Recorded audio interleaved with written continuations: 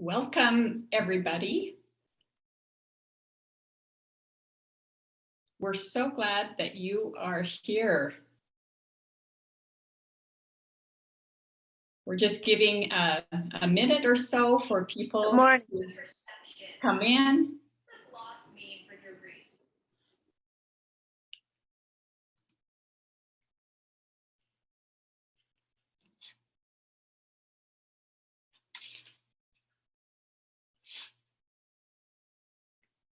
So the Westminster community is so grateful that you have decided to spend an hour with us this morning.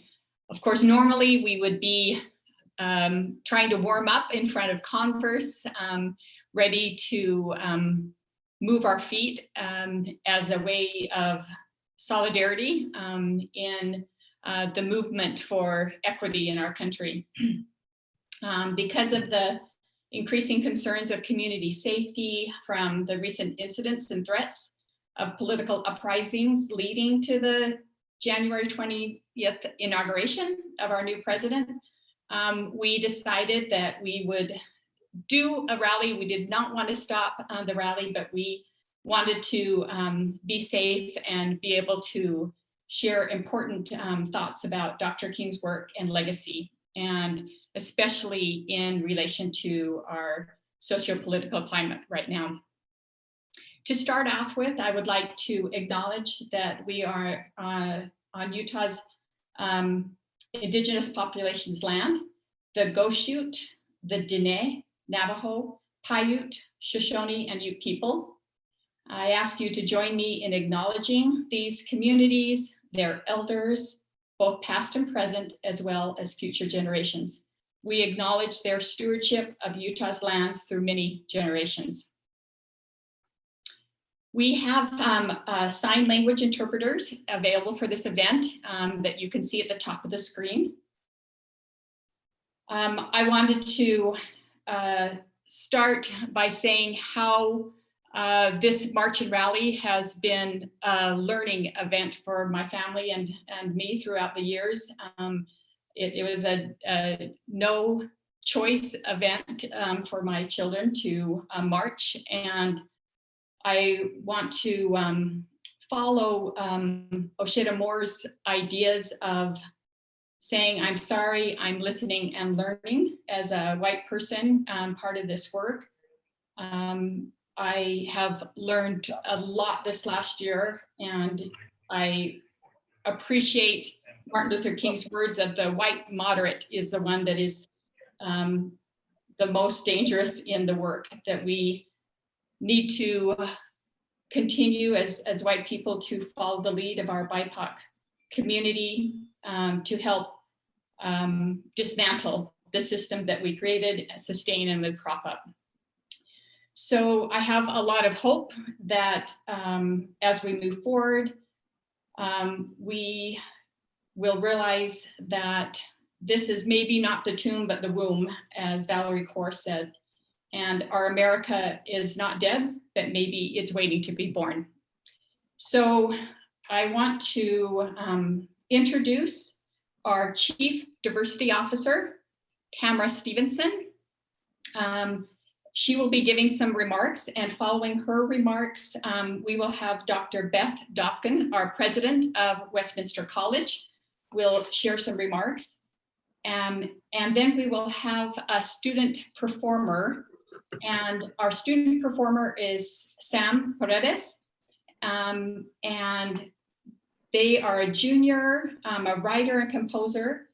They're majoring in vocal performance and minoring in philosophy. And so they're going to sing Better Days from the Goo Goo Dolls and the great Detector at Home that is written in honor of Elijah. So we're going to go to that point, and then Dr. Tamara Stevenson will introduce other speakers. So Dr. Stevenson. Good morning. It is so good to see all of you from near and far in this virtual gathering space to share in doing what Dr. King did during most of his shortened life, being the change he wanted to see in America and the world. I show up in front of you today with both gratitude and what I believe is righteous indignation for this moment. So just like I start and end my day, I'll begin my remarks with gratitude. Thank you to this year's Martin Luther King Celebration Week Planning Committee, who tirelessly gave of their time to create this meaningful commemoration for our campus community. Thank you to our presenting sponsor, the B.W. Bastian Foundation, for their generous support for our diversity lecture series and our Martin Luther King Celebration Week as well, and along with our partnering sponsorships from Cigna, Zions Bank, and Jones Waldo. Thank you to Westminster College for their willingness to trust me as Chief Diversity Officer to celebrate our collective courage and challenge our collective discomfort in advancing diversity, equity, and inclusion. Cue the righteous indignation. We love to talk about Dr. King's masterful speech making, especially that speech about a dream, right? Well, dreams occur when people are asleep. And while some of us were sleeping, here's what was happening to Dr. King. He was arrested 29 times, 29 times for his act of civil disobedience without illegal invasion and destruction of property. While he sat in jail those many times, he still made himself productive, penning what is probably my favorite writing of his, a letter from a Birmingham jail in August 1963. He wrote, in response to the open letter, a call for unity written by 8 local white clergymen in response to civil rights protests taking place in the area at that time. In that open letter, the clergymen took issue with events directed and led in part by outsiders.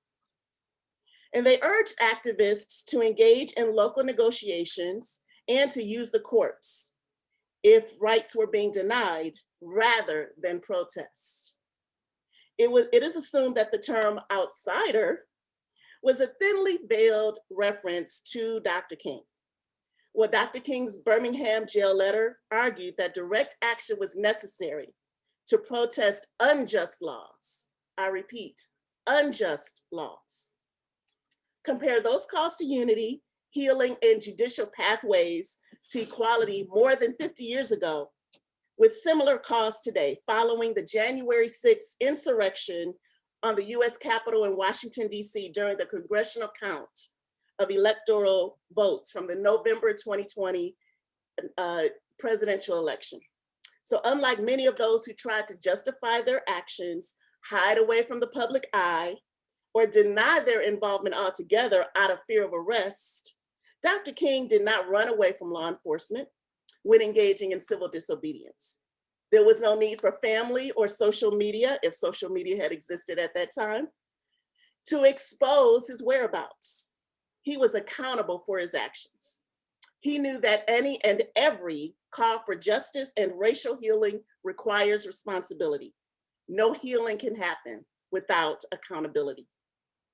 So as I said earlier, as I begin and end my day with gratitude, I begin and end my remarks in like manner. Thank you for making MLK Day a day on and not a day off, starting with you showing up to this community conversation this morning. I'm also very thankful to have the president of Westminster College here with us today, modeling her commitment and support of diversity and accountability. Please join me in welcoming President Beth Dobkin. Thank you, Dr. Stevenson. Although we didn't coordinate our remarks, I think you'll find some common themes in the remarks that I'd like to make today. In most years, speeches and rallies in commemoration of Martin Luther King Jr. are fairly predictable. We run through lists of popular quotes, evoke memories of famous speeches, and celebrate his considerable impact and vision. These are all very important things to do. We may gain comfort in promoting nonviolence, inspiration in considering racial justice, and perhaps even nostalgia in hearing that same speech that Dr. Stevenson referenced, the I Have a Dream speech. At its best, Martin Luther King Day includes identification of persistent inequities, inspiration for communities dedicated to dismantling systemic injustices, and calls to action in pursuit of a more just world. At their worst, Martin Luther King Day celebrations feature speakers who empty historical context from his quotes, ignore important nuances in his words, and sanitize his political positions. This year, not much about the day should be considered customary. Our time is marked not only by racial unrest and growing public acknowledgement of systemic racism, but a global pandemic, and most recently, an armed insurrection at our nation's capital. The people who planned and executed this siege did so in the name of a sitting US president. They consider themselves true patriots, acting to restore a government they feel was taken from them, and determined to terrorize, take hostages, and possibly murder the vice president and members of Congress. This was unlike any civil unrest in recent memory, and done, ostensibly, in the guise of patriotism. What can Dr. King's legacy teach us about patriotism and the role of resistance in a functioning democracy? In Dr. King's time, the FBI sought to discredit him, and a Senate Select Committee sought to neutralize him.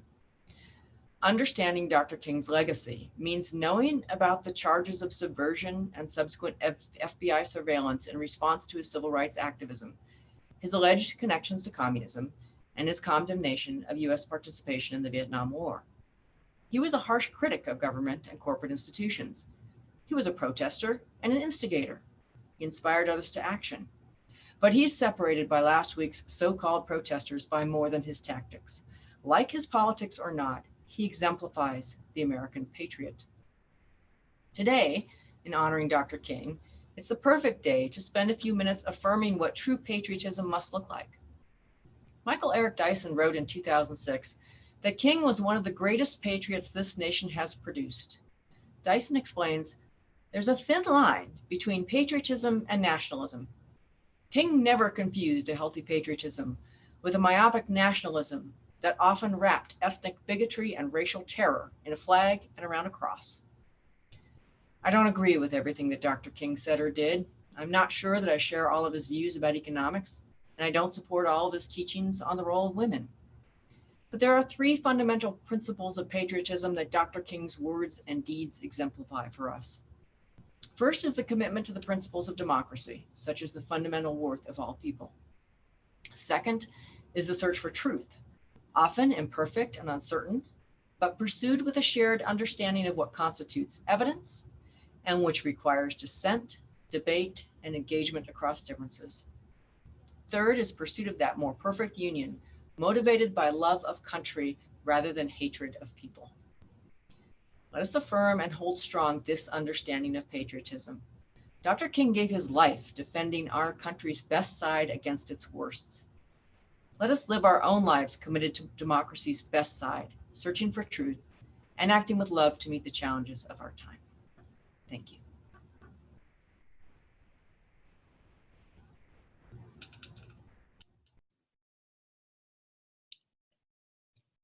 Thank you. We'll have Sam now.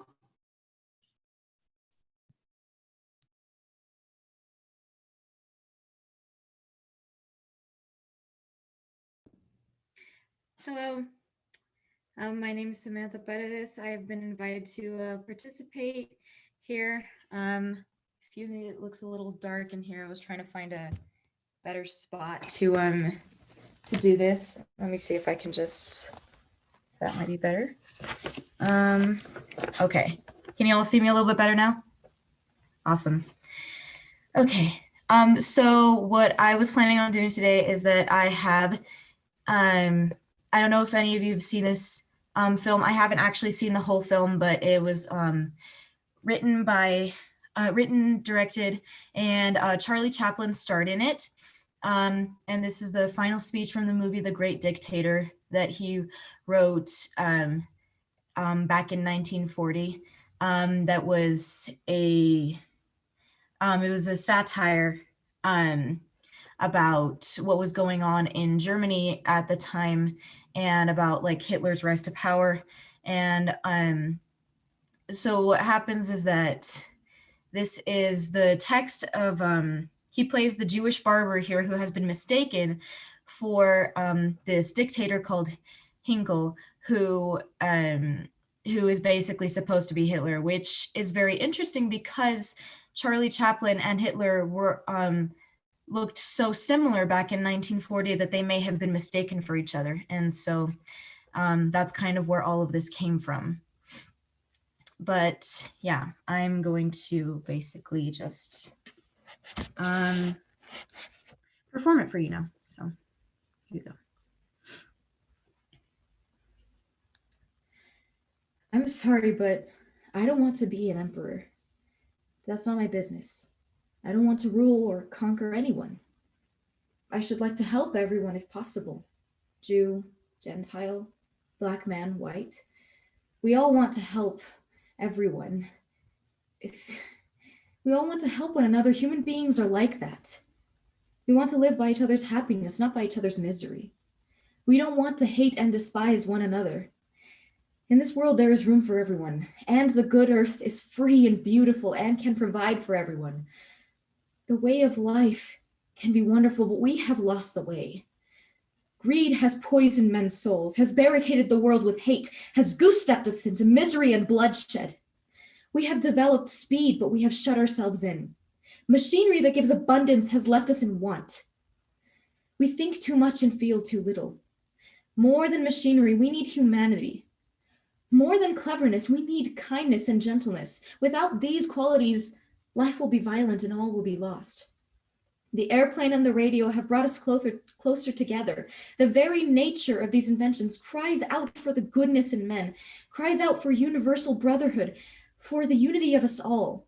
Even now, my voice is reaching millions throughout the world, millions of despairing men, women, and little children, victims of a system that makes men torture and imprison innocent people.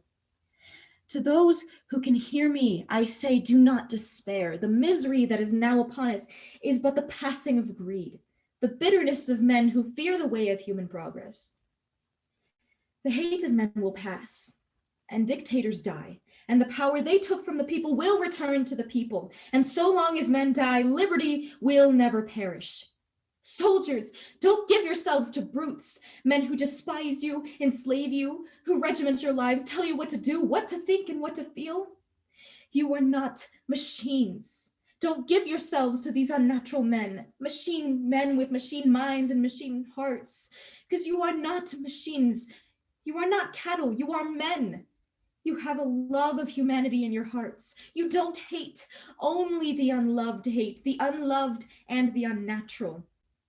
In the 17th chapter of St. Luke, it is written, the kingdom of God is within man, not within one man nor a group of men, but within all men. In you, the people, have the power to create machines, the power to create happiness. You, the people, have the power to make this life a wonderful adventure. Then, in the name of democracy, let us use that power. Let us all unite. Let us fight for a new world, for a decent world. Let us give men a chance to work, give youth a future and old age a security. By the promise of these things, brutes have risen to power, but they lie. They do not fulfill their promise. They never will. Dictators free themselves, but they enslave the people. Now let us fight to fulfill that promise. Let us fight to free the world, to do away with national barriers, to do away with greed, with hate and intolerance. Let us fight for a world of reason, a world where science and progress will lead to all men's happiness. Soldiers, in the name of democracy, let us all unite.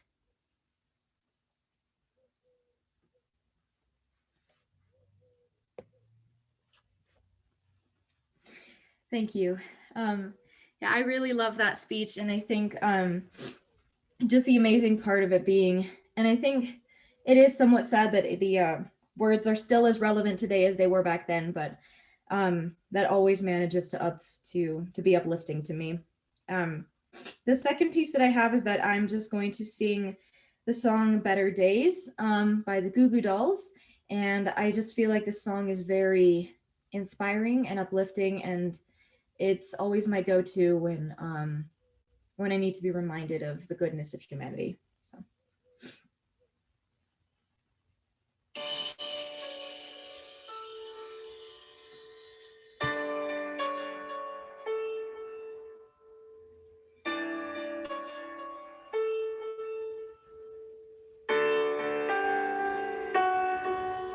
And you ask me what I want this year, and I try to make this kind and clear, just the chance that maybe we'll find better days.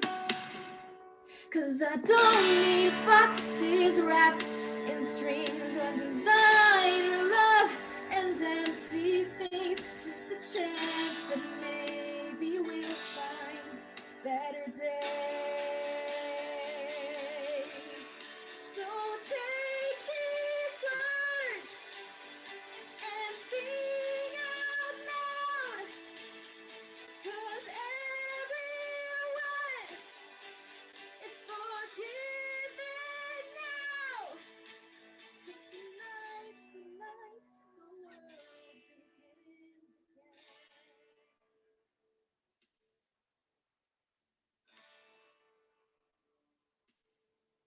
And someplace simple where we could live, and something only you can give, and that's faith and trust and peace while we're alive. And the one poor child who saved this world, and there's 10 million more who probably could, if we all just stopped and said a prayer for them. So take these words and sing out loud, 'cause everyone is forgiven now. 'Cause tonight's the night the world begins again.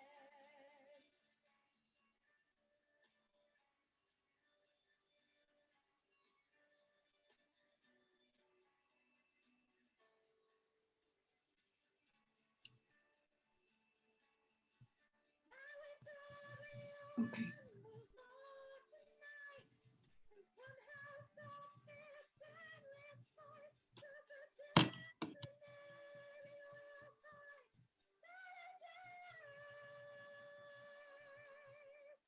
So take these words and sing out loud, 'cause everyone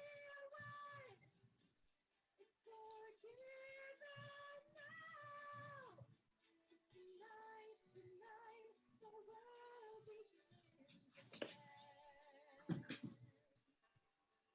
'Cause tonight's the night the world begins again.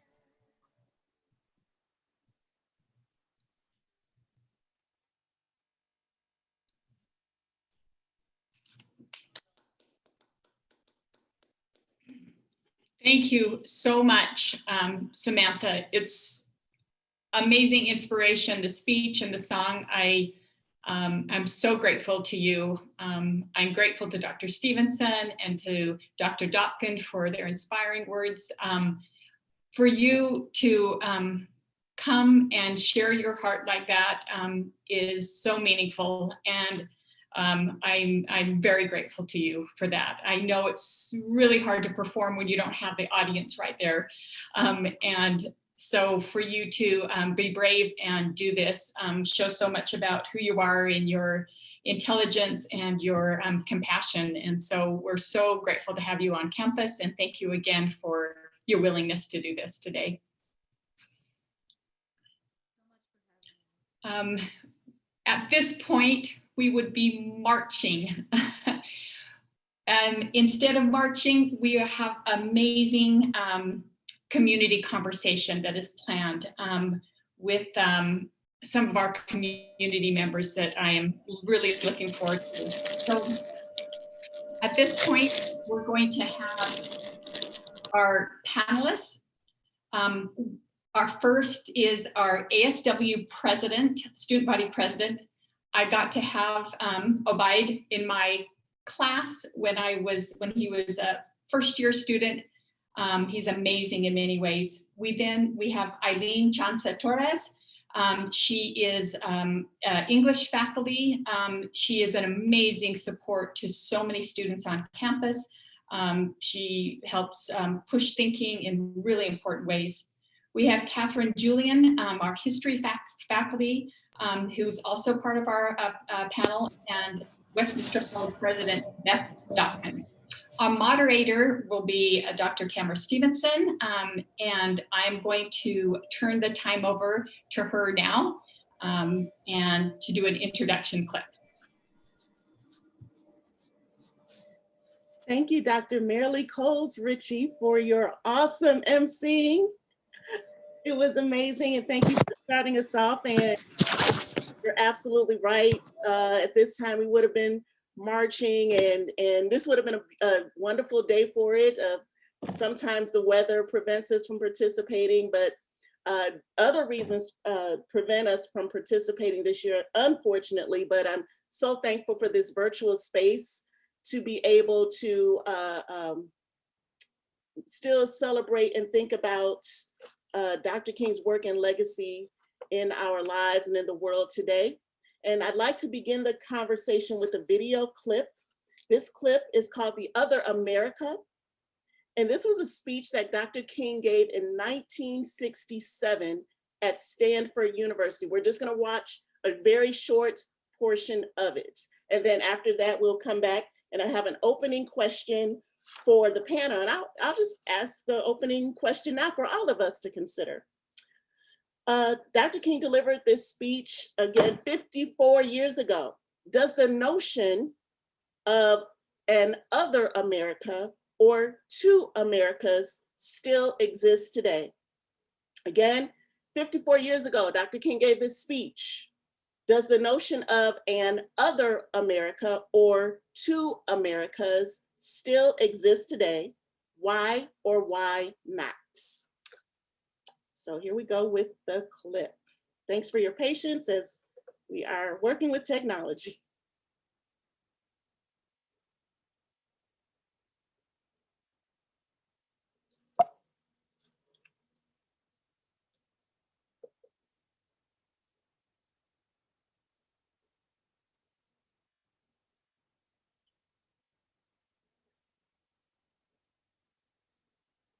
I'm gonna try that one more time.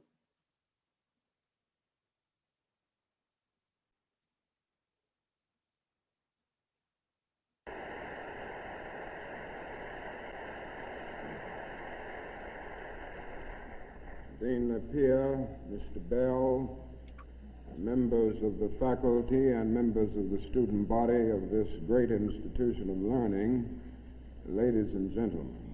Now, there are several things that one could talk about before such a large, concerned, and enlightened audience. There are so many problems facing our nation and our world that one could just take off anywhere. But today I would like to talk mainly about the race problem, since I'll have to rush right out and go to New York to talk about Vietnam tomorrow, and I've been talking about it a great deal this week and weeks before that. But I'd like to use as a subject from which to speak this afternoon the other America. And I use this subject because there are literally two Americas. One America is beautiful for situation. And in a sense, this America is overflowing with the milk of prosperity and the honey of opportunity. This America is the habitat of millions of people who have food and material necessities for their bodies, and culture and education for their minds, and freedom and human dignity for their spirits. In this America, millions of people experience every day the opportunity of having life, liberty, and the pursuit of happiness in all of their dimensions. And in this America, millions of young people grow up in the sunlight of opportunity. But tragically and unfortunately, there is another America. This other America has a daily ugliness about it that constantly transforms the buoyancy of hope into the fatigue of despair. In this America, millions of work-starved men walk the streets daily in search for jobs that do not exist. In this America, millions of people find themselves living in rat-infested, vermin-filled slums. In this America, people are poor by the millions, and they find themselves perishing on a lonely island of poverty in the midst of a vast ocean of material prosperity. In a sense, the greatest tragedy of this other America is what it does to little children. Little children in this other America are forced to grow up with clouds of inferiority forming every day in their little mental skies. And as we look at this other America, we see it as an arena of blasted hopes and shattered dreams. Many people of various backgrounds live in this other America. Some are Mexican Americans, some are Puerto Ricans, some are Indians, some happen to be from other groups. Millions of them are Appalachian whites. Probably the largest group in this other America in proportion to its size in the population is the American Negro. The American Negro finds himself living in a triple ghetto, a ghetto of race, a ghetto of poverty, a ghetto is to deal with this problem of the two Americas. We are seeking to make America one nation, indivisible, with liberty and justice for all.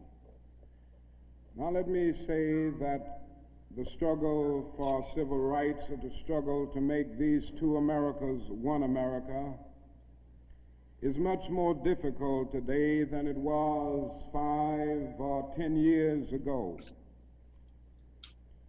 For about a decade or maybe 12 years, we struggled all across the South in glorious struggles to get rid of legal, overt segregation and all of the humiliation that surrounded that system of segregation.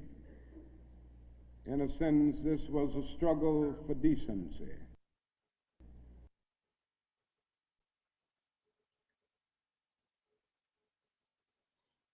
Dr. King says this was a struggle for a sense of decency. He said many people of various backgrounds live in this other America, and there was an audio glitch, so I'll read this sentence. The American Negro finds himself living in a triple ghetto: a ghetto of race, a ghetto of poverty, a ghetto of human misery. So the question I asked, the opening question I asked prior to the video was, does the notion of an other America or two Americas still exist today? Why or why not? How so? So of our 4 panelists with us today, you're welcome to start. Hello, thank you, Tam. And thank you for inviting me. The answer that just burst right out of my mouth is yes. Yes, there are more than one America. And I think, taking into consideration the use of certain terms that are a little bit outdated, this speech could have been made today, could have been made yesterday, and could be made tomorrow. Because I think that split is still there. But what perhaps is most striking is how we don't know which America we live in. As a Puerto Rican, as a light-skinned Puerto Rican with a PhD, who grew up dirt poor, in part on the island in Puerto Rico and then in New York City,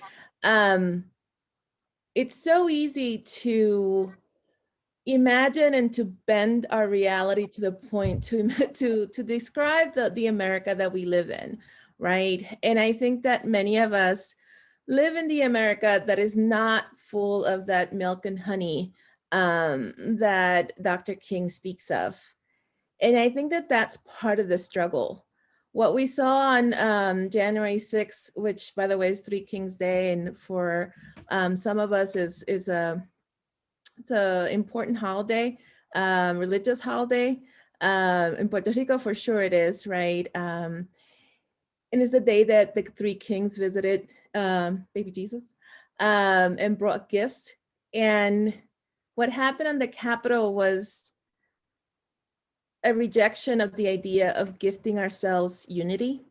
And it struck me that a lot of the people who participated, who appeared to participate, right, from what we know from them, is that they don't belong to the America of milk and honey, and that they are actually destroying themselves in this act of insurrection, which struck me. And so the question, are there still more than one America? For sure there is. And I think what the work that we have to do, and I was struck by Marilee's opening statements of like, what are we learning? What are we doing? How are we unpacking our existence on this earth? Is that we do have to question which America do we live in, and how are we making space? If you're in a position of privilege, are you making space for others to inhabit that America, that good America, with you? Yeah, I'll follow up on that if I can. I'm Catherine, I'm a historian. Thank you so much, Dr. Stevenson, for inviting me to join in this conversation today. Yeah, I agree with Eileen 100%. And of course, I'm going to come at this from a very historical perspective and kind of draw my own experiences too. Beth mentioned earlier that we often hear on Martin Luther King Day a sanitized version of that history. And I think that is one of the biggest problems that we're seeing and why we're still seeing this continuation. We haven't come to terms with our past at all. And the community I grew up in, the historical education I had as a kid really speaks to that. I grew up in a suburb of Birmingham, Alabama, where Dr. King wrote his letter from a Birmingham jail and said that it was the most segregated city in the United States. And to be honest, that hasn't changed a lot. I grew up in a town that was founded because of white supremacy, because of white flight, fleeing in the 1960s, white people from integrating the schools in Birmingham City. They chose their mascot as the rebel. That's no coincidence.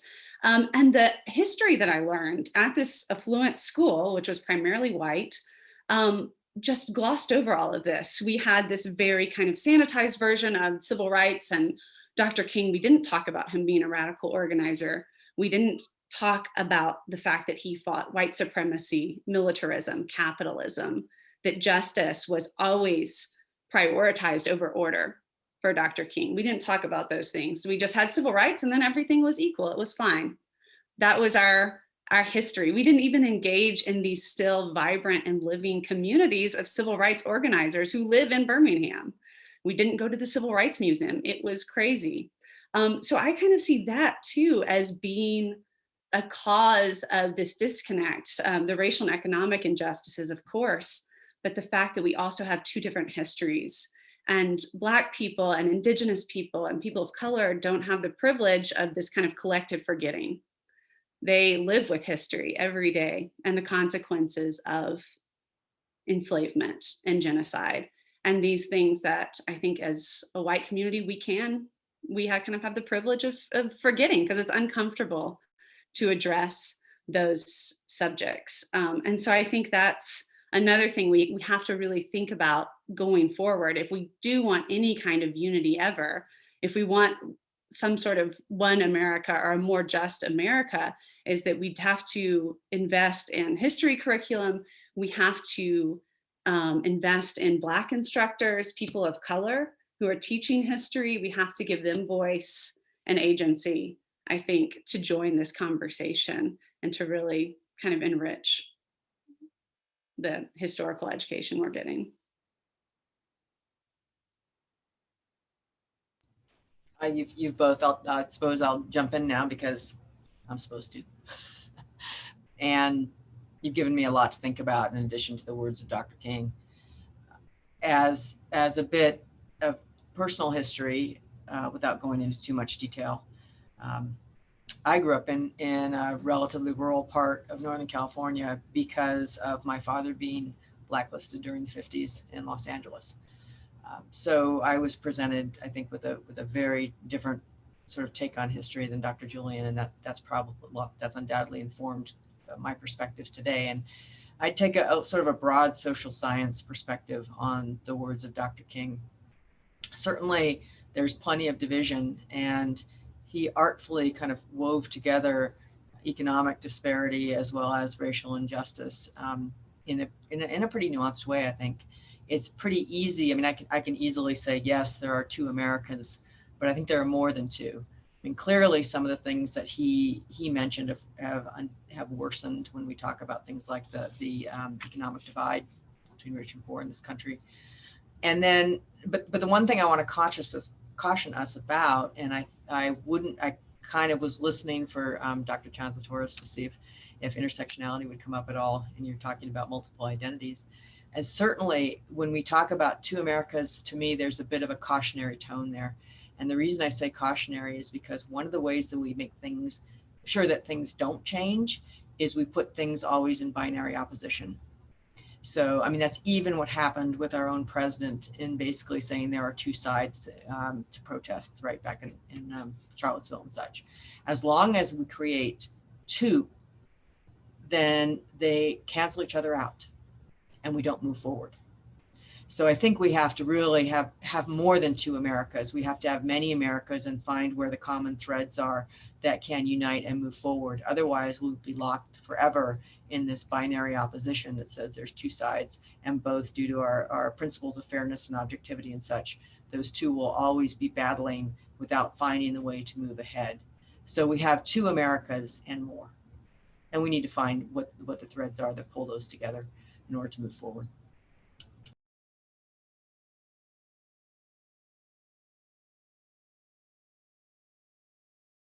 Yeah, once again, am I a conversation stopper here?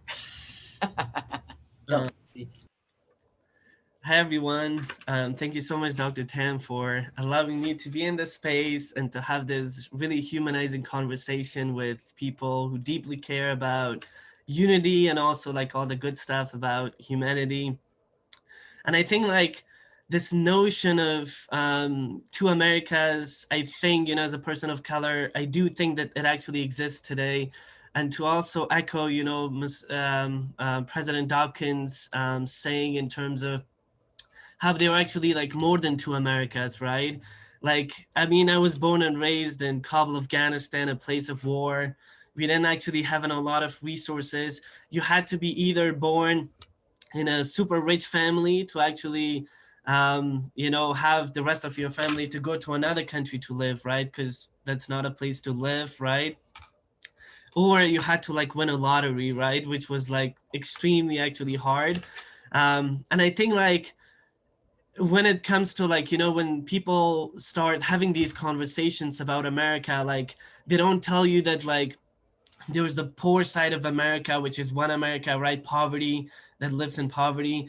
There's the other side of America, right? Like who face discrimination and racism every single day, right? All you see in the movies, all you see and hear about America is all these like, you know, great cities like New York and LA and Chicago and like action movies and a lot of these things. So I do think that there's this inner truth, which is basically like, you know, how Mr. King said that a lot of people live in under the clouds of inferiority, that, you know, people of color, you know, people living in poverty and all of that. And then there's the other projected self. So in my perspective, there are basically two things: inner truth, you know, a lot of bad things happening that actually divides people instead of unifying them together. And the outside is the projected self, where the world basically view us, right? And I think like the projected self makes up the inner truth, right? Like a lot of, like these days we see like a lot of these big companies, right, that explode on, you know, child labor in a lot of different countries like Sri Lanka, Bangladesh, you know, when it comes to like Nike and a lot of these really, you know, like popular shoes and things. And I think it is really sad that within one America that we would like to think of it, there are already more than one America, right? There's one America for people of color. There was one America for Muslims, you know, who are called terrorists, right? If you go anywhere, like say Allahu Akbar or something, people are like, oh, you're going to make an explosion or something, right? And I think there was one America where like, you know, it's an America of like patriarchal order against women, right?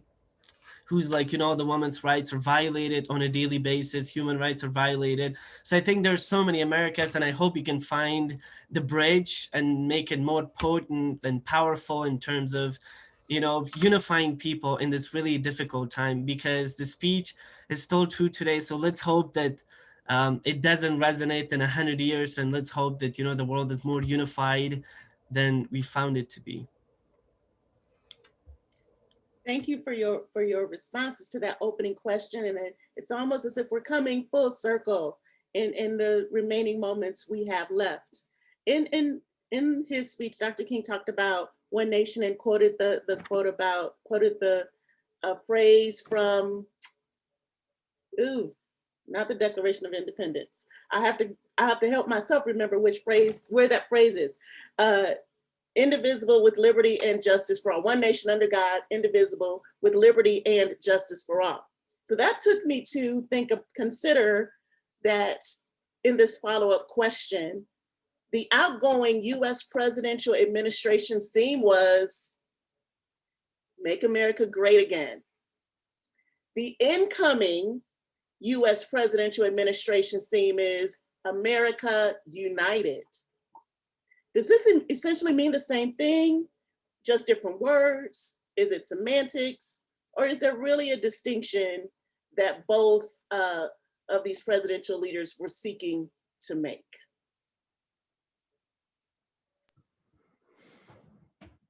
Well, I want to say that there's a drastic difference between what Trump and what Biden put forward. You know, they're drastically different ideologies, for sure. Trump, when he said, even when he has, you know, throughout his whole life, whenever he thinks, as a president, when he said, let's make America great again, he meant let's take people like, you know, me out, right? Immigrants, people of color. He wants to erase us. So to make America great again and to go back in time is to go back to a time when I wasn't human, when those of us who are of African descent, indigenous descent, we weren't human, right? We weren't considered human. And Asian folks too, like all of us that are othered, we're not human. So when I hear that, that's what I hear, right? That's what I understand. And I don't think you need a PhD to understand that, right? Like I could talk about my education, I could talk about my research, but you don't need a PhD to understand what he meant by that, right? And someone who grew up in New York City during the Central Park Five, and you know, the way that Trump has been in my life for, you know, in a very real way, since I moved to the United States, right? His type of Make America Great Again has always been kicking me out of this country or kicking me out of existence. Now, Biden, and let's just, I am so excited that in a couple of days, we're going to have a vice president, Vice President Kamala Harris is going to take power, right? I am so excited about that. I cannot tell you, just, I never thought that I would see that in my lifetime. So that's extremely exciting. But having said that, I don't know if Biden is functioning from the other side of the coin or from a different perspective. This is still an ideology that comes from or based on a history that very actively rejected, actively dressed, actively portrayed people of African descent as non-human. And so I need to see the evidence from Biden that he would actually unite America in a way that recognizes that history, that recognizes that legacy, that recognizes what's happening in to indigenous peoples of the Americas, but of the US, right? What's happening to people not far from where our campus is, right? So I need to see that evidence before I start celebrating. I am celebrating that Trump is out. I'm sorry, I am celebrating that so hard, no joke. But I need to see an actual evidence that there will be a shift, that these last 4 horrible years are not something that we're going to erase, that we're going to forget, and that we're not going to learn from. So I need to see the evidence. Yeah, I mean, I'm going to agree with you, Eileen. You're just right. But yeah, and especially about the not forgetting. That is what's so important. And that is, I think, my fear too, when I see a slogan, which, I mean, all slogans are a little bit glib. It's like some platitudes. But when I see something like America United, it makes me afraid that we're going to try to skip over the truth telling, that we're going to try to skip over all of that and the justice. And we're going to try to go right to the reconciliation. And that's a really lovely idea. Unity's wonderful, peace and reconciliation. But to get to that point, we still have to have really honest and difficult conversations about our past, about enslavement, about genocide, and about the current disparities that we still have, which, of course, COVID has kind of laid bare for our society and brought into the mainstream, I think, even more. And, I mean, his America United is not, obviously, like Eileen was saying, is blatantly white supremacist and racist as Trump's slogan, "Make America Great Again," which became kind of this rallying cry for white supremacy, because it's mythologizing an American past that didn't exist for the majority of people. This return to some sort of like white suburban Jim Crow era prosperity. And so I don't think America United is trying to do something like that. But and so that's my hope, is that Biden's administration going forward will try to make this much more inclusive of other people's stories, including things like the 1619 Project, which is this big project, for those of you who don't know, that's integrated, or actually put the African and Black American story central to our history, and looked at the consequences of enslavement as the foundation of our history in the United States. And the fact that there was such a blowback from Republicans and from Trump, I think really speaks to the fact that "Make America Great Again" is a white supremacist slogan. They wanted to make a patriotic curriculum in response to that. So my hope is that what we're seeing maybe for the first time, I'll end on kind of a positive note, is maybe true democratization for the first time that we've never really had in this country. I would love that, to see a much more inclusive United States. And maybe that what we're seeing, the Capitol insurrection and all of these kind of white supremacist responses, are the last gasp of air from this society that doesn't like seeing the representation, doesn't really want America to be united.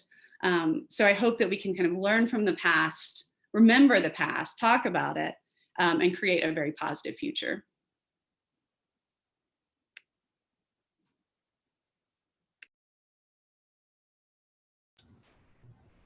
So it's pretty easy to slip from united to uniform. And I think we're all talking about resisting that impulse and to harken back to some comments earlier and all the talk about patriotism. That's why, to me, reclaiming patriotism as being an inclusive democracy that's going to be uncomfortable and going to require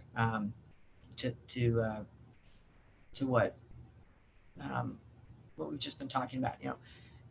History's messy, it's uncomfortable, challenging some of our own perspectives by virtue of listening and understanding perspectives that are not our own.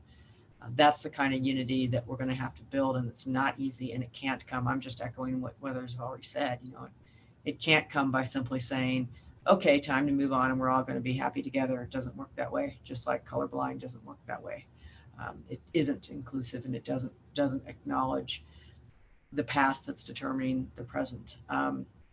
So I hope that as we move forward, we can affirm a kind of unity that is inclusive, that does allow us to get uncomfortable, particularly those of us in positions of more privilege, in order to create the world that we think is just. And to go off of what everyone said, I also like, how Catherine said that like America wasn't, great for everyone in the past. And I've been watching, there was a video on TikTok, the new app for, teenagers and young people. This journalist actually went to a large, gathering of Trump supporters and asked them that, when was America great, right? That's why like your president is saying that let's make it great again. And a lot of people were like, we don't really know. Even I think like a lot of people don't know, because like a lot of people don't acknowledge nor recognize, the history, besides basically like not understanding, when it was great. And I think like if you think about it, like it was founded, right, like by the massacre of the indigenous people, and also like so many other, terrible miseries and things. And I think some people these days, unfortunately, this is a personal perspective. I think we shouldn't rely too much on the systems, because especially when the systems are really white dominated. And I think like when, decisions are basically made around, people's race, and also like, people's religion and identity and all of that. And I think we do need a system that centers the lived experiences of the indigenous people, the Black people, the people of color, of religious minorities. We need a system that can actually help us to create a seat at the table, right? Not tell us what we want to hear, right? They were like, yeah, this is a country, everyone has the same opportunity. You can start from nothing and then you can billionaire. But of course, like it's not the case. We have seen it in, how like there's a lot less, education opportunities for like the people of color. There's a lot less like opportunities. Even like, some of my Asian friends these days change their names on the resumes, from like their Asian names to, more white names, so that they can actually get accepted into, jobs and positions and all of that.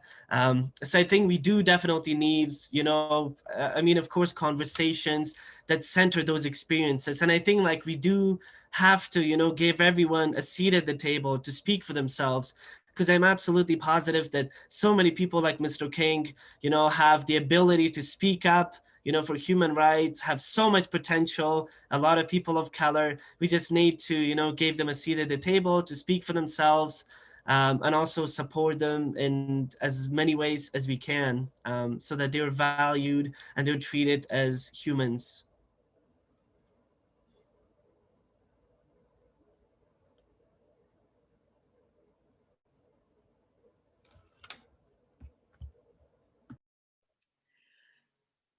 Well, we are almost at the end of our time, or we are at the end of our time, and so many points were made that deserve much longer, deeper attention.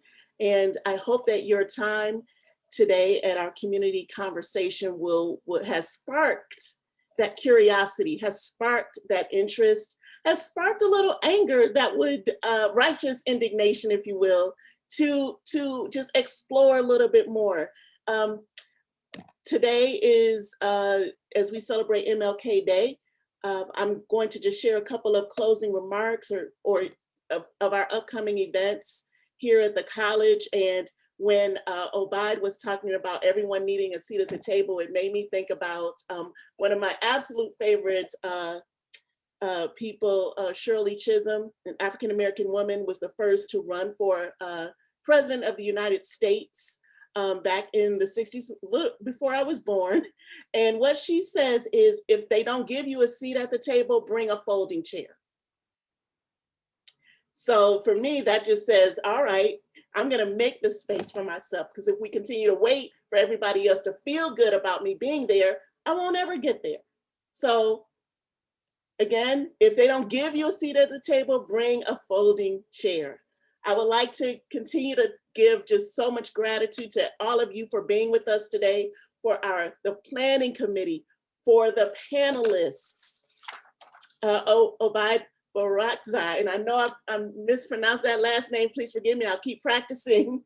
Our student body president this year, Dr. Aline Chanza-Torres, English faculty, Dr. Catherine Julian, history faculty, and the president of Westminster College, Dr. Beth Dobkin, who I wouldn't be able to do what I get to do and the way I get to do it without her leadership and her support and her encouragement. And so I'm just eternally thankful every day. I love my job. I love what I get to do.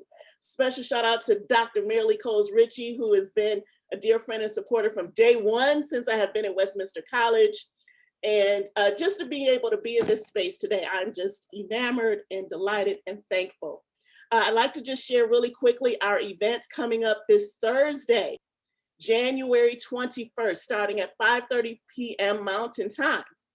I'm calling this a sort of infusion experience, critical love, how to reimagine our community today.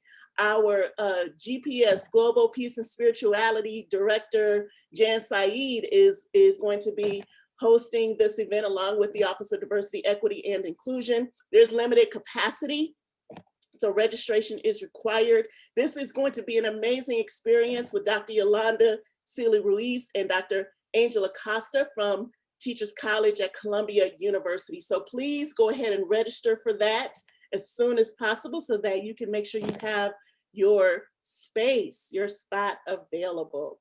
The last thing is, there's a brief survey that I'd like to hear back from you about your experience today. So please complete that survey. I promise it's really, really short. And with that, we will conclude. I wish we had a kind of I'd just like to end with just a moment of silence for the day of reflection. That's what I want to say. So as you exit this meeting today, really reflect on some of the things you heard today. And just think about one thing that you can do today in honor of Dr. King that also inspires you going forward. Again, thank you so much for being here. Happy MLK Day. And make it a day on, not a day off. Thank you.